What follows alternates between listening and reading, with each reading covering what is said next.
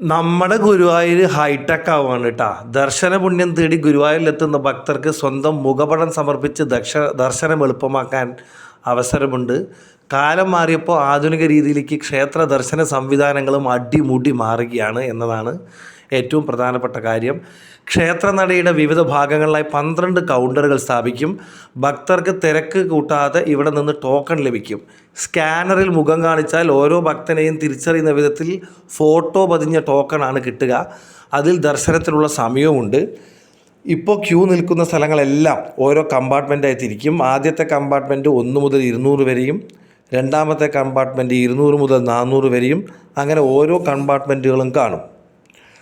ഈ കമ്പാർട്ട്മെൻറ്റിലെ സ്ക്രീനുകളിൽ token number പ്രദർശിപ്പിക്കും. അപ്പോൾ ഉള്ളിലേക്ക് പ്രവേശിച്ചാൽ മതി. ക്യൂ നിൽക്കേണ്ട ആവശ്യവുമില്ല, പുറത്തുപോയി വിശ്രമിക്കുകയും ചെയ്യാം. ഗുരുവായൂർ ദേവസ്വത്തിൻ്റെ ക്യൂ കോംപ്ലക്സ് പദ്ധതി വരുന്നത് വരെയുള്ള താൽക്കാലിക സംവിധാനമാണിത് എന്നാണ് വാർത്തകൾ. ഭക്തരുടെ ദർശനം എളുപ്പമാക്കാനാണ് ഈ നടപടി.